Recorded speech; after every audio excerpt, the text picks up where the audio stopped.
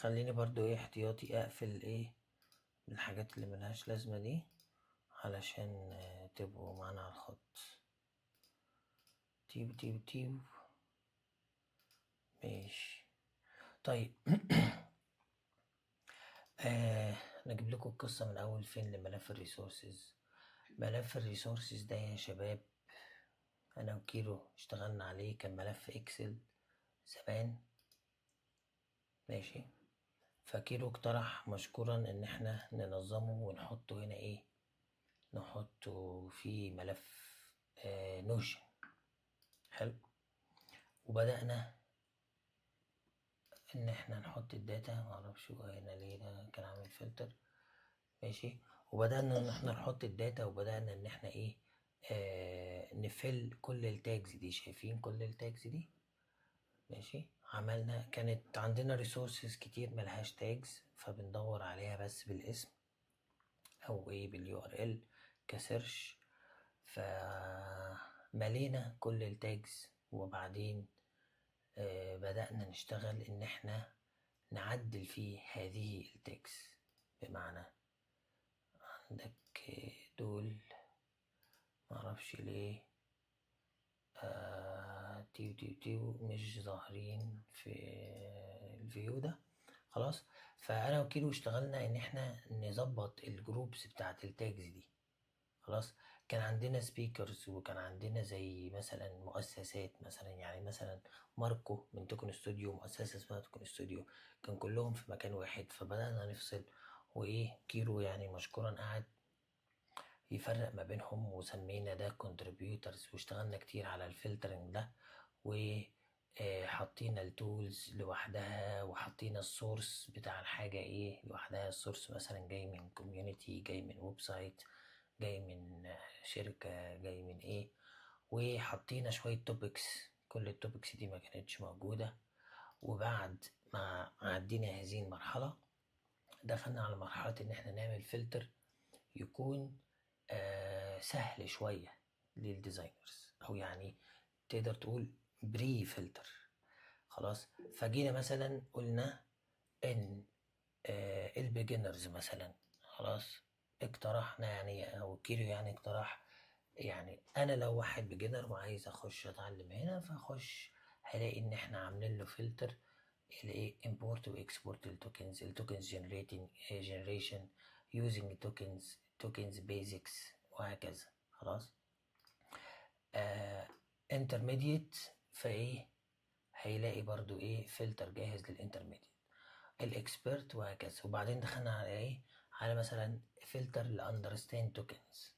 خلاص. يعني زي شورت كاتس كده بتخليك تعرف ايه تبدا حاجات خاصه بالديزاين سيستم، حاجات خاصه بان انت تعمل ابلاي للتوكنز، حاجات خاصه بالدليفري او بالهاند اوف، هاو تو جرو. طبعا كل هذه الفلتر هتفضل دايما في تطوير وتحديث وتنظيم. وطبعا كان الكلام ده مختصر على الناس الموجودين معانا في البرايفت كوميونتي بس. وكان عشان نببلش ده كنا بنعمل له ببلش از يو ار ال. وطبعا احنا كنا متضايقين من شكل اليو ار ال. خلاص. لان اليو ار ال طبعا اسمه غريب وصعب ان انت تحفظه وتفتكره. خدت بالك؟ وبناء عليه قررنا بقى ان احنا نطلع الكلام ده في شكل ويب سايت جميل، يكون اوبن، ويكون جزء من الديزاين توكنز تول بوكس. افتكر ان انا من كام يوم ضفت هنا هو ديزاين توكنز ريسورسز وحطيته هنا. خلاص. سكرين شوت من نوشن. قلنا بقى نطلع الكلام ده ايه كويب سايت. حلو. تعالى بقى نقفل نوشن ده، تعالى نقفل بقى كل الكلام ده، وايه نتكلم في الويب سايت. ماشي. ده اللينك بتاع نوشن. نقفل اللينك بتاع نوشن، تعال نبص على الويب سايت مع بعض. وطبعا هنا هتلاقي دول بس 50. تيو تيو تيو عشان ما عملناش بوش. ممكن اقول له يعمل بوش.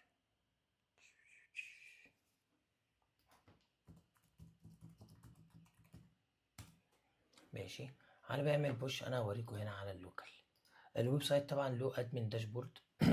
هوريك كل الفيتشرز وبعدين اوريك انا عملت ازاي ده كاي اي، او يعني كلود كود ساعدني في ده ازاي.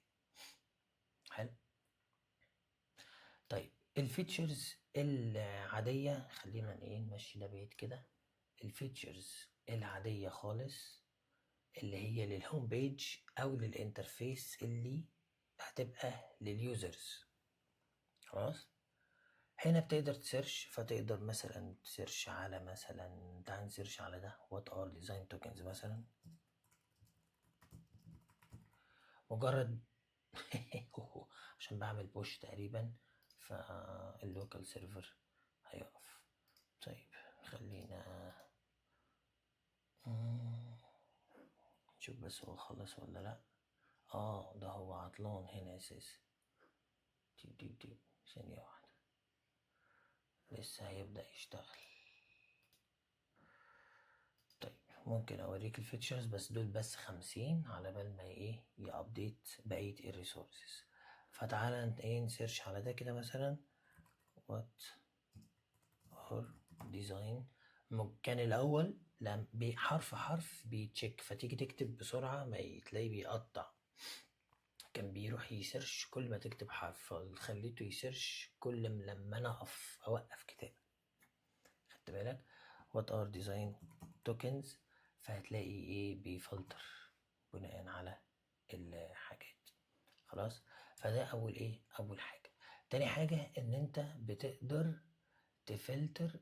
هنا بقى ده الفلتر، دي الكاتيجوريز الاساسية بتاعنا. فتقول والله انا عايز الحاجات الخاصة مثلا بالبلugins، فيجيب لك هنا الحاجات الخاصة بالبلugins، ويقول لك هنا ان انت عندك 3 results.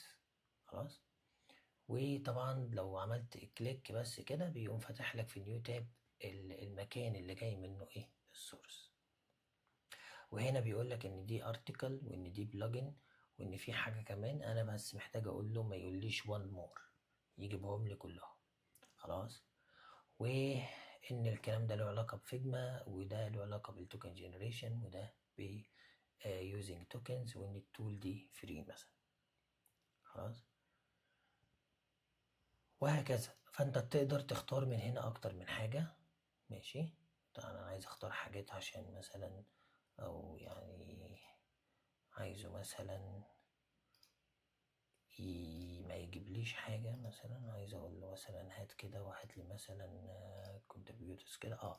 لو مفيش ريزلت هو بيقول لك هنا روح شوف كل الريسورسز او اعمل كلير للفلتر. الاتنين زي بعض، ويعني زي ايه جايد كده بيقول لك اللي بيحصل. حلو. فبتقدر هنا حضرتك ان انت تشوف كل التايبس، سواء بقى هما كان توكن تول، كان بلجن، تول كيت، كيس ستادي، تمبلت، لايبراري، يوتيوب شانل، لينكد ان بروفايل، كوميونتي لينكس، لايف سيشنز، كورسز، اي بوك، انترفيوز، بودكاست، توتوريال، دوكيومنتيشن، فيديو، معرفش ارتكل. ارتكل موجودة اهي. بعد كده ممكن نخلي دول يبقوا مترتبين ابجدي عشان يبقى سهل للناس وهي بتسيرش. طبعا ما اعتقدش ان في حاجه تلاقي مجمعه كل الكلام ده كتولز نفسها. فانت تقدر تقول انا عايز ارتكلز خاصه بالتولز الفلانيه وباللغه اللي كذا، فاهمين؟ عايز بلجنز خاصه بتول فيجما وفري. من هنا مثلا تقدر تقول هي فري ولا مش فري. حلو. فبتقدر تفلتر. في نفس الوقت حطينا هنا كل الفلترز اللي كانت في نوشن. الجروبس لو انا بيجنر هتلاقيه اوتوماتيك هنا عامل سيلكت، او يعني احنا عاملين له بري سيلكت لكل الحاجات الخاصه بالبيجنر، فيبقى يقدر يبقى شايف هو بيفلتر على ايه. عايز برضو اخليه يحط لي الحاجات دي تحت هنا بحيث انه يبقوا باينين كلهم. بس يعني ده لو برايورتي بالنسبه لي. يقدر يسيرش بالانترميديت هاو تو جرو. خلاص. هاو تو جرو مثلا هتلاقيه جايب له ايه، هتلاقيه جايب له مثلا كيس ستادي وكارير بروجرس وجايد لاينز ويكس فاندمنتالز. ممكن نحط كمان مع مثلا ايه الدوكيومنتيشنز والحاجات دي لو اي دوكيومنتيشن مثلا يعني. طبعا دلوقتي كل الجروبس دي بتفلتر بير توبيك بس، فهنفضل دايما في انهانسمنت ان هي ممكن تبقى ميكس ما بين حاجات، واوريك انا بتحكم في ده ازاي. حلو الكلام. لو لاحظت هتلاقي ان كل الحاجات اللي تبع كاتيجوري واحد هتلاقيهم كلهم بلون واحد المفروض يعني لو فري، لو انا عملت حاجة مثلا، يعني خليني اختار هنا ده مثلا، سوري انا اسف، ده اسمه ايه، creating flexible. لو انا رحت للادمن كده مثلا على الريسورسز، ما عندناش سيرش هنا، ممكن نحط سيرش، اعتقد هو ده هيخليني كده اجي مثلا على هنا واعمل بيد، ماشي، والكيس ستادي دي احط معاها تول كيت عشان اشوف هيطلعوا بنفس اللون ولا لا، والتوكن نيمينج احط معاها ريفرنس واعمل له سيف، اروح هناك ارفرش، هتلاقي بص اللي حصل ايه، كل الحاجات اللي نفس الكاتيجوري جايه بلون واحد. فدايما انا بقى عيني بتيجي على إيه نفس الحاجه. فانا عايز اشوف الشخص او التول او البلجن او السورس او التايب او اللانجوج، فدايما بروح عيني على نفس اللون. الجميل هنا بقى ايه يا جماعه، ان انت تقدر تعمل حاجتين. اول حاجه ان لو عاجبك اي ريسورس في دول فانت تقدر تحطه في الفيفوريت ليست. انا محتاج اشوف ليه الفيفوريت، صح انا شلتها، ماشي. الفيفوريت ليست دي معناها حضرتك هتيجي هنا كده هتلاقي الفيفوريت ليست جايبها لك. فدايما كل الحاجات اللي تعجبني اروح احطها في الفيفوريت ليست. حلو. كيرو ارفع، قول يا كيرو، مش محتاج ترفع ايدك، اي حد يتكلم يا جماعه. انا بس كنت عايز اسال، كان في علامه بوك مارك ايه؟ جنب الفيفوريت، كان في علامه بوك مارك وكان في علامه فيفوريت على الكارد. ايوه ده حقيقي. البوك مارك ده بيعمل حاجه تانية؟ امال ايه، ما انا جاي لك اهو. ماشي. اه تقريبا ماشي. انا حرقت حاجه، بس لا كمل. لا خالص، انا كنت هقولها دلوقتي، ماشي. فانت بتقدر تروح على كل الريسورسز، طبعا هتلاقي دي في الفيفوريت ليست كده، وتقدر تروح على الفيفوريت. لكن لو في حاجة بقى انت عايز تذاكرها، عايز تحطها في الجزء بتاع المذاكرة بتاعك، فتقدر تقول والله انا عايز احط ده في الكيس، في الاستادي بتاعي، الاستادي لايبراري دي، في الاستادي لايبراري دي، في الاستادي لايبراري. ممكن نبقى نغيرها علامة كتاب، هو كانت علامة كتاب بس كانت الكتاب لما عملوا لما بقى سيلكتد ما بقاش باين ان هو كتاب، فقلت له غيره، فراح غير البوك مارك، قلت مش مشكله دلوقتي. لكن هي اتلخبط لو هي بوك مارك وجنبها فيفوريت، خلاص. فدي محتاجين نبين ان دي استادي لايبراري، وممكن لما نضيف هنا كده يطلع له نوتيفيكيشن، او يعني نهايلايت الجزء ده عشان يشوف الاستادي لايبراري دي بتاع ايه، او على الاقل نحط الايكون اللي هتبقى هنا جنب هنا، والايكون اللي هنا تبقى هنا، فاليوزر يبقى عارف الايكونز دي بتاع ايه. طبعا ما اعرفش دي حط دي في النص، ماشي، هقول لك دي بتاع ايه دلوقتي، المفروض احطها في الجنب، ماشي. فانا ضفت 3 حاجات، منهم واحده في الفيفوريت، حطيتهم كلهم في الحاجات اللي انا عايز اذاكرها. فهاجي هنا هلاقي في الاستادي لايبراري، خلاص. هنا برضو في حاجه غريبه انا محتاجه تشيكها، ماشي. الاستادي لايبراري دي يا صديقي العزيز، هو هنا بيقول لي قاري ان في حاجات تانية، انا فهمت هو قاري الكلام ده ليه. طبعا الكلام ده على جهازي هيبقى فيه مشكلة، على اجهزتكم مش هيبقى فيه مشكلة. بس اعتقد هنا كان في ان انا لو دخلت على النتورك، دخلت على، لا مش النتورك، الابليكيشن ستورج، لوكال ستورج، الفيفوريت دلت، ده دلت كده، هيدلت عشان احنا دلوقتي عندنا اليوزر مفيش لوجين وريجستريشن، فانا بخليه يسيف الفيفوريت ليست والستادي لايبراري في اللوكال ستورج على جهاز كل واحد، على نفس الجهاز اللي شغال عليه. فقفل البراوزر فتحه تاني، يقدر ان هو يشوف ايه، يقدر ان هو يشوف الحاجات اللي ضافها. عشان كده كان مسمع الارقام غلط. طيب هضيف ده في الفيفوريت وده، وهضيف 3 في الاستادي لايبراري.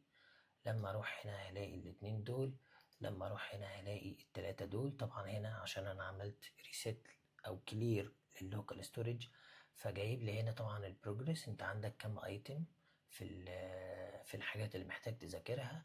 ذاكرته هتقول انا ذاكرته، فيجيب لك هنا بروجريس كام في المية، 1 out of 3 completed، خدت بالك، ويقول لك ايه انت ذاكرت قد ايه.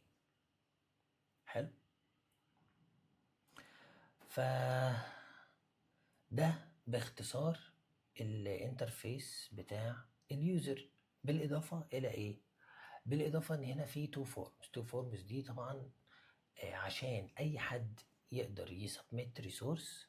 انا عاملها على جوجل فورم، طبعا لسه ما حطيتش الاسئله بتاع الفورم دي من التاسكات اللي عندي، فنشجع الناس ان هي تعمل تول تشوف حاجه تسبميت الريسورسز دي. خلاص. ونقدر كمان يسجست ابديت في حاجه هنا، هو شايف اللينك غلط، شايف ان في انفورميشن غلط، عاملينه فري وهو مش فري، اي حاجة، فالناس تشارك وتسجست ابديت. دي فورم تانية لسه برضو ما كريتهاش، لكن الفورم موجودة، بس محتاجين نضيف الايه الاسئلة.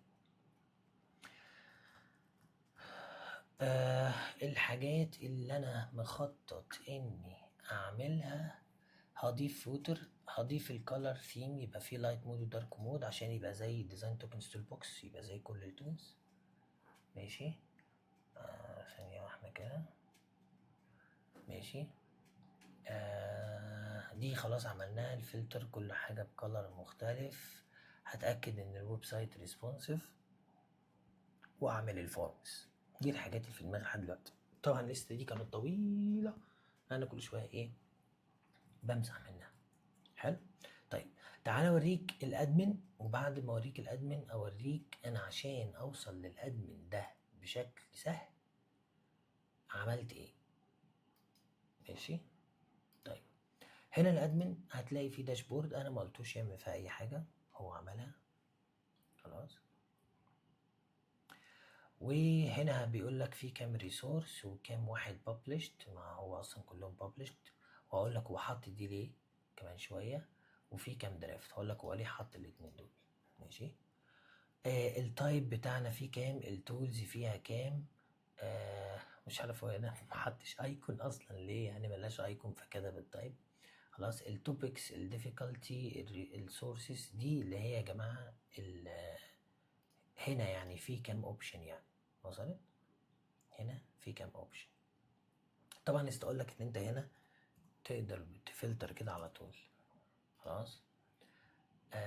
وحط لك هنا تاد ريسورس، تمانج التايب، تمانج التولز، عشان في الاول كان عامل حسابه ان انا بمانج التايب والتولز بس، محتاج بعد كده اشيل اصلا السكشن ده كله. طيب تعال نشوف الجزء ده.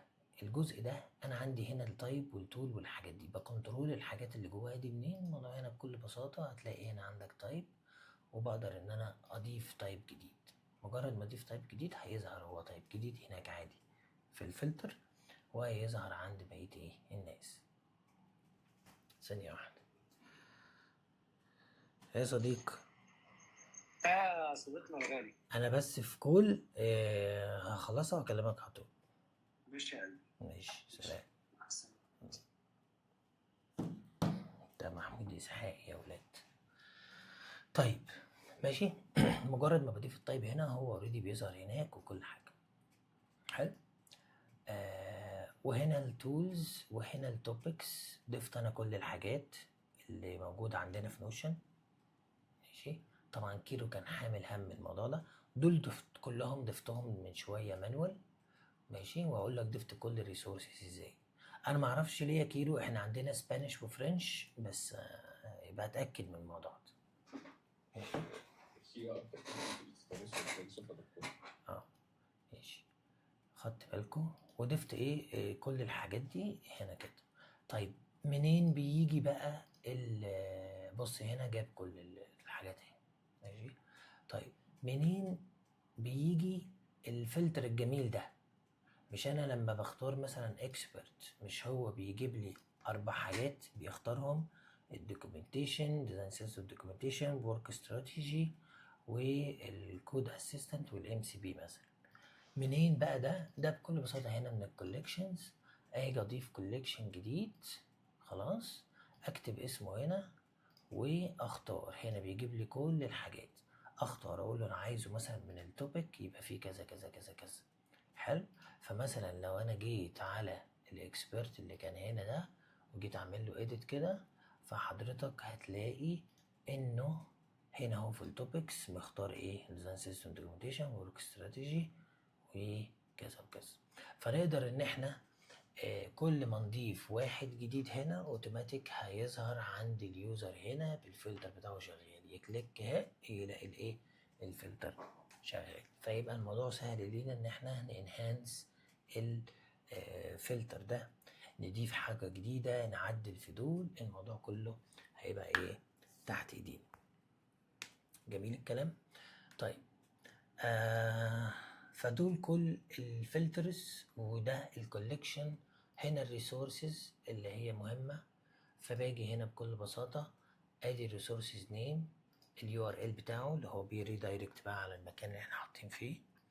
هنا دي ضفتها جديدة، كان هو عامل حسابه من البداية من البرومبت اللي انا كنت مديهوله، عمل الثامبنيل بتاعنا تبقى يو ار ال. فانا طبعا مش كل الثامبنيلز نعرف نجيب لها يو ار ال من الريسورسز، فالنهارده قلت له لا ضيف لي بعد اذنك بقى هنا ان انا اقدر اعمل ابلود، وعملت لها تيست وكانت شغاله. والديسكريبشن هنا بقى كل التايبس. طبعا فاكرين لما كنت بقول لك انا ممكن اجي هنا في التايبس واضيف مثلا واحد، تعال نقول مثلا ايه؟ كيرو تايب مثلا يعني. خلاص.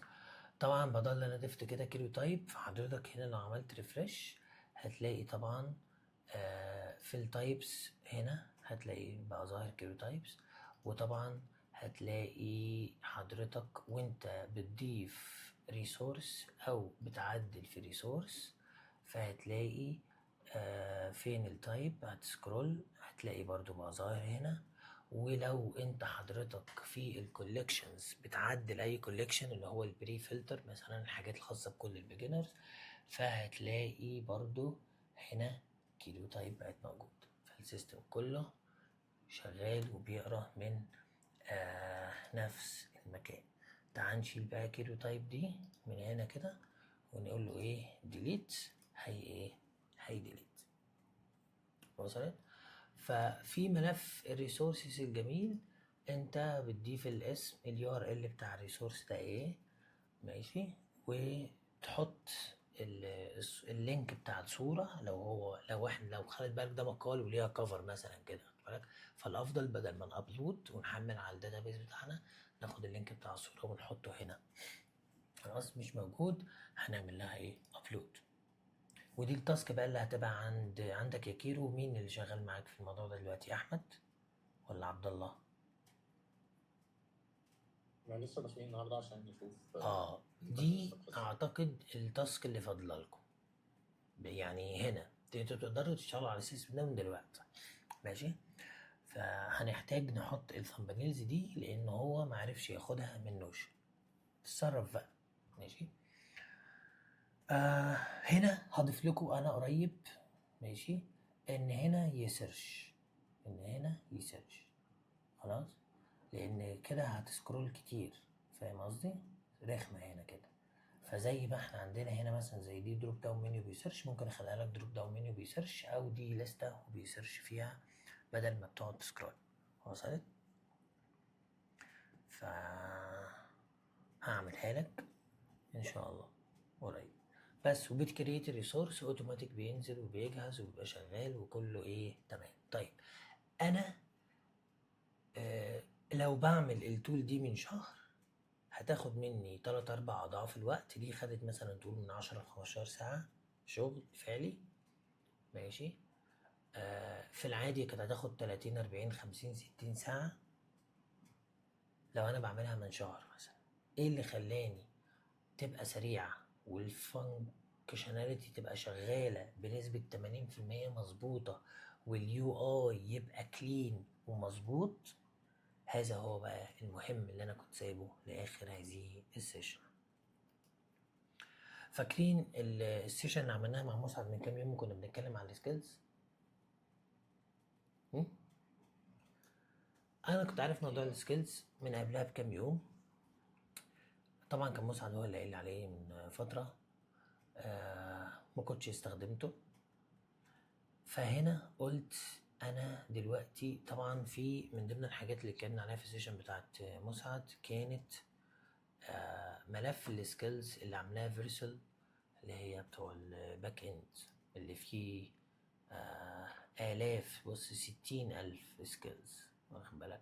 فأنا طبعا مش عارف ايه اللي ممكن اختاره من هنا، فبسم الله كده قلت للاي اي لكلود، قلت له انا عايز ابيلد ويب سايت بتاع ديزاين توكنز ريسورسز، ماشي، وده بيعمل 1 2 3، خلاص، وان هي كاتيجورايزد بير فلتر، خلاص، واديته اللينك بتاع نوشن وقلت له ايه، انا عايز ابيلد الويب سايت بدل ما بستخدم نوشن، ماشي، بس انا عايز الادمن اريا to be to can control everything. حلو. كنت زمان اما بكتب له في التولز اللي احنا عملناها قبل كده كلها كنتش بقول له الحته دي، تقول له انا عايز اعمل كذا كذا كذا، فبيبيلد كل حاجه هارد كودد، ما بيدينيش كاستمايزيشن ان انا اضيف تشيك ليست، اضيف تايب، اضيف دروب منيو، اضيف فلتر كاتيجوري او فلتر جروب، ما كانش بيديني ده. كنت ببوظ ازود حاجه اروح اقول له يزودها لي، فاهم قصدي؟ يعني بيبيلد اليو اي بس مش بيبيلد ادمن تو كنتروله، ماشي. ودي نقطة مهمة جدا، لو بتبيلد خليه يعمل كل حاجة تقدر تتحكم فيها من الادمن. ده بيخلي الفيتشر رسالة صغيرة، بيخلي الكود منظم. يعني شفتوا اما احنا ضفنا تشيك ليست جديدة سميناها كيلو تايب، ظهرت في كذا مكان، دي انا عملت نفس الفكرة دي قبل كده في 3 4 مشاريع اللي فاتوا، كانت بتدوخني، يعني بالذات في التوكن جنريتور كانت بتطلع عيني، لان هو الموضوع ما كانش منظم الاول، وكل اللي موجود في التوكن جنريتور ده ملوش ادمن اصلا خالص، مفيش فيه اي ادمن. انت متخيل الكارثه؟ لو كان في ادمن كانت هتبقى الفيتشر صغيره ومربوطه باكتر من حاجه وبتسمع في اكتر من مكان و بروفيشنال. فدي من الحاجات المهمه، يعني انا عايز الادمن يكنترول everything، خلاص، ماشي. وقلت له بقى ايه، يعني كل ده كله انا مش بقول له build، انا بقول له انا عايزك بقى what kind of skills I need to use from here، وبعت له اللينك بتاع السكيلز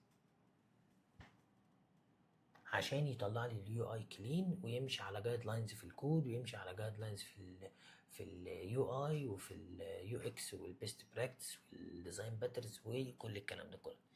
فبدأ يدور ويسيرش ويقول حلو انت عندك كذا، بدأ يفهم ملف نوشن شغال ازاي، وبدأ يقول لك يبقى انت عايز سكيلز كده، حاجة خاصة بالفيرسال لاب ايجنت سكيلز، وحاجة معرفش اسمها ايه، وبدأ يدور على حاجات اهو.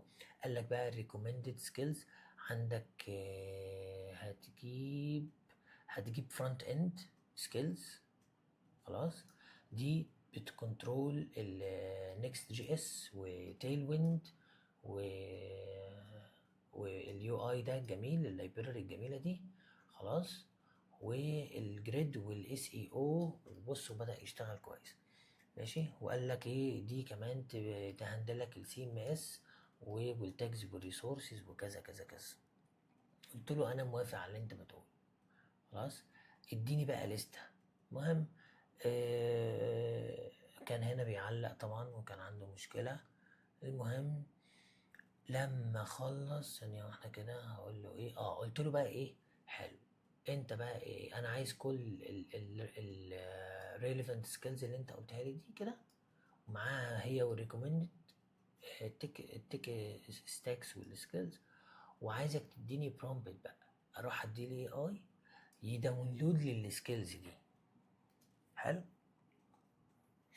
المهم ان هو اداني البرومبت عشان اروح اداونلود السكيلز، ودي كانت غلطه. ليه بقى؟ لان هذا البرومبت انا عايزه برومبت عشان يداونلود السكيلز، بس هو هنا عمل حركه حلوه. هقول لك ايه الجميل هنا وايه اللي مش جميل. قال لي اهو البرومبت بيبدا من هنا، وتحت كتب لي برومبت اند، خلاص. اللي مش جميل ان انت تنستول السكيلز من الاي اي ايجنت، بمعنى ان انت تروح هنا كده في الشات بتاع الاي اي تقول له هنا ايه، خد ده، ويروح يعمله. هو الاي اي ما عندوش بيرميشن يعمل ده، ف اللي بيعمل ده فيجوال ستوديو، فهو بيروح لفيجوال ستوديو يقول له بعد اذنك انا عايز اعمل كذا، فايه فيجوال ستوديو يعملها. فالمرحله دي بتعمل ايه؟ بتبقى بطيئه جدا جدا جدا جدا، وبتحرق توكنز عندك من الكريدت بتاعك. فانت الافضل ان لو هتداونلود اي لايبراري جاهزه، فانت بتاخد الان بي ام بتاعها ده، الكود بتاعها ده حضرتك، وانت اللي تروح تقوم فاتح التيرمينال دي من هنا كده خلاص، وتكتبه هنا، هتنزل اسرع، ملهاش علاقه بالتوكنز وكل حاجه. وصلت؟ فدي كانت الغلطه. حلو. الجميل ان هو هنا حاططها لي من ضمن الحاجات، فهو عارف كده البروجكت هيبقى عارف هيشتغل ازاي. خلاص. عمل لللايبراريز اللي في الاول بتاعت السكيلز، وبعد كده عمل لللايبراري بتاع الشيت سي ان، وبعد كده هنا بدأ بقى ايه يقول له ده برومبت بقى. ده برومبت المفروض يروح للاي اي، قال له انا عايزك تعمل لي داتابيس سكيما فيها الريسورسز، الريسورس له الاي دي والنيم واليو ار ال. انا بقى ما كنتش بعمل كده زمان، انا كنت بقول له انا عايز يعمل ايه وهو يروح يعمل ده، وما كانوش بيعملوا بشكل بروفيشنال، لان ولا عنده سكيلز، ولا انا قلت له إيه تعامل على انك ديفلوبر، ولا انا قلت له اعمل لي بلان، ولا انا قلت له اعمل لي برومبت. يعني العادي ان انت بتروح تقول له اعمل لي بلان، والبلان تقول له اعملها لي برومبت، والبرومبت تروح تدي لي اي فيطلع حاجه بروفيشنال. انا كنتش بعمل الكلام ده خالص، انا كنت بروح على البرومبت على طول. طبعا البرومبت بتاعي غير البرومبت بتاعه. فتخيل ده برومبت، انت استحاله تكتب برومبت بايه بروفيشنال كده، فانت بتراجع بس عليه. فلقيته ايه؟ قال لك اي دي والنيم واليو ار ال والديسكربشن. انا لو كنت خدت من ثمبرين اليو ار ال كنت اقول لا انا عايزك تعمل لي ابلود. خد بالك، فان انت تراجع هنا دي حاجه مهمه جدا. حلو. وبدا يجيب لي كل الحاجات هنا بقى. برضو انا ما كنتش رجعت وراه، دي من الغلطه اللي غلطتها. لقيته بيقول لي في التايبس انا عايز اعمل اي دي ونيم وسلاج. طب ماشي، لكن هنا مش عارف هو ليه عمل ايكون يو ار ال، انا ما كنتش عايزها ومش شايفها هناك. هنا برضو دي غلطه كلفتني ان انا برضو قعدت اقول له انت ليه عامل كاتيجوري دي في شيل الكاتيجوري. لما شاله طلع خفاه. فبعد كده بعد تاني يوم لقيته طالع لي ايرور بيقول لي بكريت نيو توبيك، فلقيته بيقول لي مش هينفع تكريته عشان الكاتيجوري امتي، هي ريكوايرد. فخدت الايرور اديته للكود، فقال لي ده الكاتيجوري ريكوايرد، استنى اما اظهرها لك، ده احنا كنا خافينها. قلت له قال لا انت ليه خافيها؟ ايه ده تعالى احنا قلت لك شيلها خالص. فاضطر ان هو ايه اللي معلش بقى انا كده هحتاج اشيلها من الداتابيز، واحتاج اشيلها من هناك ومن هنا ومن هنا ومن هنا. فطبعا ان انت تراجع هنا الاول ده هيوفر عليك وقت جبار جدا. ماشي. فتعرف ايه اللي انت عايزه وايه اللي مش عايزه، والحاجات اللي مزودها والحاجات اللي عاملها غلط وهكذا. طبعا هنا كان ناسي حاجات انا ما رجعتش، يعني كان ناسي اللغه، وكان ناسي هو فري ولا مش فري، كان ناسي حاجات كتير. خلاص. وبدأ يعمل هنا استراكشر. هنا برضو الاستراكشر ده هيفهمك السيستم كله شغال ازاي. خلاص. فانا خدت البرومبت ده كله وقمت رايح مديه هناك، فطلع لي تقريبا 80% من الحاجات اللي انت شفتها دي. انا كل اللي عملته اني زودت ده عشان غلطة مني، ده رقم واحد. عملت تيست، هو ما كانش عامل حسابه في الكوليكشنز دي، ما كانتش موجوده عشان ما كنتش قايل عليها. عملت تيست ان انا كنت مثلا الزرار ده مش شغال، فكنت اقول له مش شغال، فكنت بحل مشاكل بس، لكن كل حاجه كانت موجوده. تقدر تقول ان لما انا ما خدتش اللي في دماغي رحت حطيته للاي على طول كبرومبت، ورحت خليته يعمل لي بلان، والبلان بيزد على سكيلز، ويطلع لي برومبت بيزد على البلان والسكيلز، واروح اديهوله للاي اي كبرومبت. تقدر تقول سرعني بنسبة 100%، وخلى كفاءة البروجكت وستيبل اكتر من قبل كده 80%. انا بقول لك على تجربتي انا الشخصية في التولز اللي عملناها قبل كده. بقيت اسرع 50%، وفر لي نص الوقت. انا حاسس كده، وحاسس ان الكفاءة لا ده كفاءة يعني نطت معايا ل 80% احسن كفاءة احسن. خدت بالكم؟ انت لو جيت تسألني من 4 ايام تقول لي ده انا من 3 ايام تقريبا كده بسالك، بقول لك احنا هنببلش الريسورسز دي، هنعمل فيديو بتاع الريسورسز من قبل ما نعمل ويب سايت ولا بعد ما نعمل ويب سايت؟ قلت لي نعمل ويب سايت. عايز اقول لك ان انا ساعتها ما كنتش متخيل ان احنا هنعمل ويب سايت في اليومين بكل الفيتشرز اللي انا عايزها، فاهمني؟ انا كنتش متخيل كده. هو الصراحه انا منبهر يعني كبروجكت. لا حلو جدا جدا جدا جدا. هو كده تقريبا فعلا مش فاضل حاجه غير ان احنا نظبط الثامبنيلز وبس البروجكت يبقى لايف. كويس انت فكرتني بموضوع الثامبنيلز. عندي كام سؤال طيب قبل ما تقول ده خليني اقول لك، انا بعد ما عملت كل ده انا محتاج اضيف الداتا. احنا عندنا اكتر من 297 ريسورسز، هضيفهم ازاي؟ هوريك هنا انا عملت ايه. دي هقول لك انا عملتها ازاي، لسه عاملها حاجه. تيو فين يا اسامه، فين يا اسامه؟ زيريبيو ها.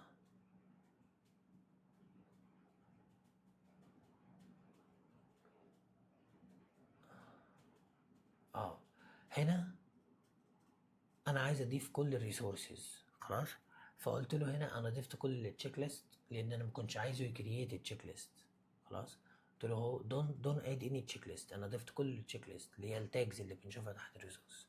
قلت له دلوقتي انا عايز اضيف الريسورسز دي. قال لي والله انت ممكن تعملها ملف سي اس في، خلاص، ونقدر ان احنا نماتش ونفايند الاكزيستنج تشيك ليست، خلاص، ونكرييت الريسورسز ونعمل لك ريبورت ايه الحاجات الماتشد وايه الحاجات الميس ماتشد، خلاص. قال لي اديني كده اكزامبل من ملف السي اس في، فانا ما جبتلوش اكزامبل ولا حاجه. انا رحت على نوشن عملت اكسبورت سي اس في، فتحت الملف اتاكدت من ان هو فيه كل الحاجات، ماشي، وقمت جاي مديهوله هنا. قلت له تشيك ذس، وقمت مديله ايه؟ الملف الجميل ده، الملف اللي طلع من نوشن سي اس في. فلقيته ايه؟ قال لي حلو. بدأ يقراه، قال لك ده فيه 10 كولومز، وبدأ يحلله. قال لك جميل، انا هعمل سكريبت. هذا السكريبت ضاف هو سكريبت هنا اهو، شايف import resources. هذا السكريبت عشان يضيف الداتا دي من ملف ريسورس. قال لي انت محتاج تعمل رن لايه؟ للكود ده عشان يروح يشغل السكريبت يضيف لك الريسورس. ولقيته كمان بيقول لي ان انت هتلاقي جايد هنا، عمل لي ملف جايد، خلاص. و انا ما كنتش قادر اقرا كل ده، فقلت له واتس نيكست. فهو قال لي هو هترن ده وهيشتغل. اوبشن 2 ان انت تتست فيرست. انا كنت اصلا عملت التست الاول، خلاص.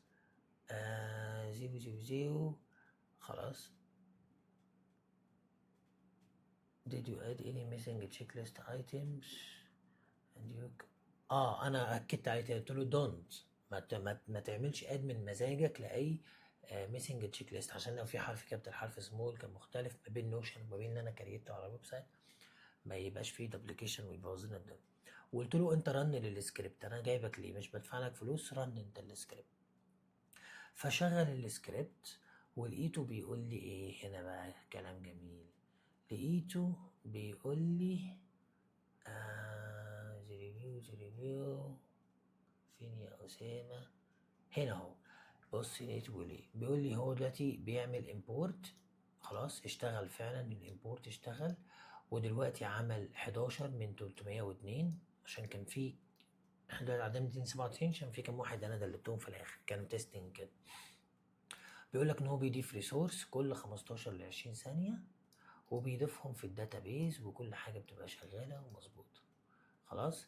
بيقول لك الاستيميشن تايم هياخد من 50 دقيقه ل 80 دقيقه عشان يضيف ال 302 ايه ريسورسز. حلو الكلام. تيو بعد ما خلص، قبل الكلام ده ما خلص في 10 دقايق، ما خلصش في كل الكلام ده، خلاص.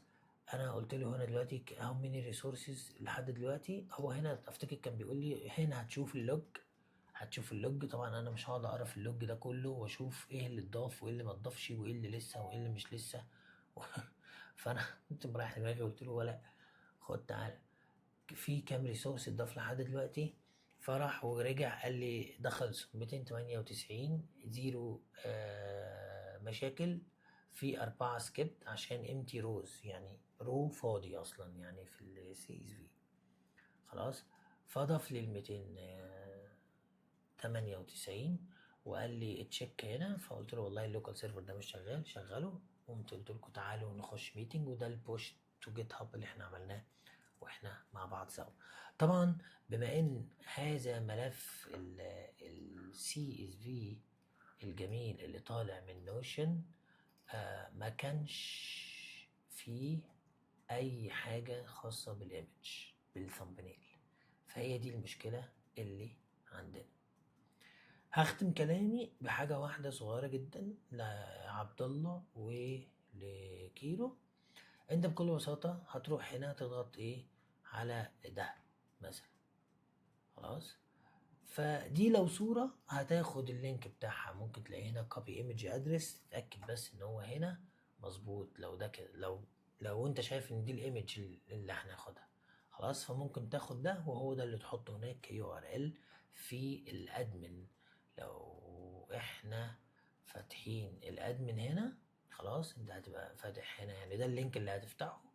خلاص وهتيجي هنا حضرتك، يعني انت ممكن حتى تعمل اديت عشان ما تبقاش تايه، تاخد اللينك بتاع الريسورس اللي هنا تفتحه في نيو تاب، تاخد لينك الصورة هو اللي ايه اللي تحطه هنا كده. وصلت؟ وهتعمل ايه سيف. هنجرب ده مع بعض كده لأول مرة، يعني ناخد برضو الاسم ده هناك عشان لو هنسيرش عليه. فالمفروض الصورة هنا طبعا عشان دي اس في جي فطالعة عاملة كده، فتتأكد بس. وصلت؟ منفعش معاك وانت شايف ان هذه الصورة الصورة دي مش هتنفع، فانت ممكن بكل بساطة خالص هتقوم واخد سكرين شوت مثلا كده. خلاص وهذه السكرين شوت يا صديقي العزيز هي اللي هنا بقى في حاجة انا عايزك. المفروض هنا انا محتاج شايفها في اللوكال هوست. في اللوكال هوست كان في ابلود، ما اعتقد محتاج ان انا اعمل هارد ريفرش هنا علشان اشوف الابلود ده ليه مش موجود. هقول لك انا هتاكد لك من حاجه. هقول لك ايه الابلود احنا شفناه واحنا بنكريت. انا محتاج اقول له دي، انا محتاج اعدلها لكم الاول.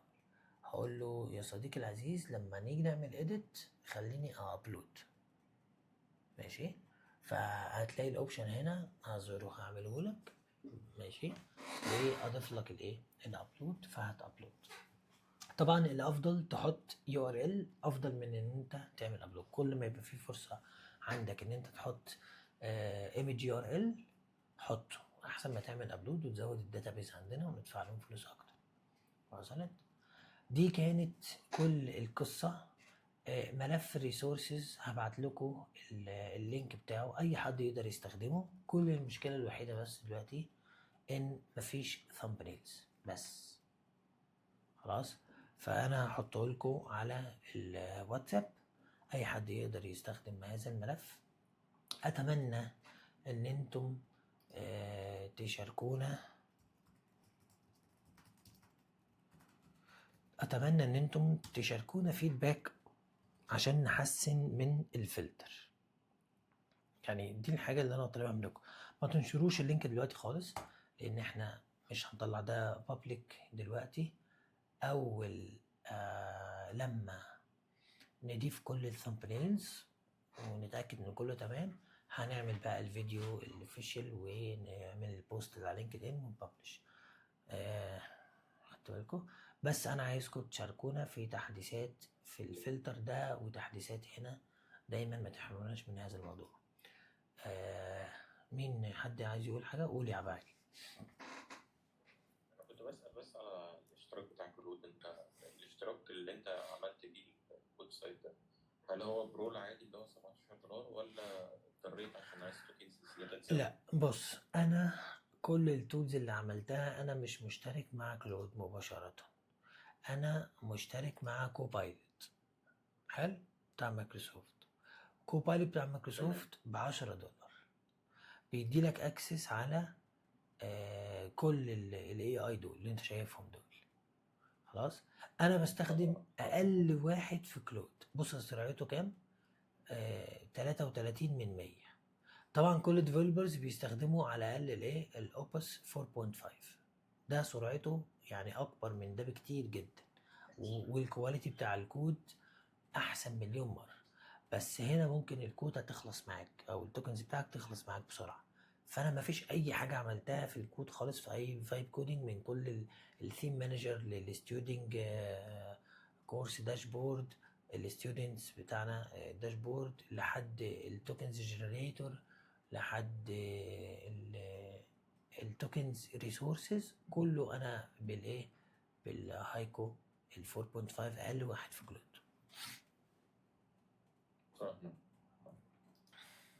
يعني انت اشتراك كوبايلوت من اللي هو من هنا بس، انما مش كوبايلوت ب$10. $10 في الشهر تسلم. حبيبي. مين عايز يقول ايه؟ طيب انا هوقف الريكورد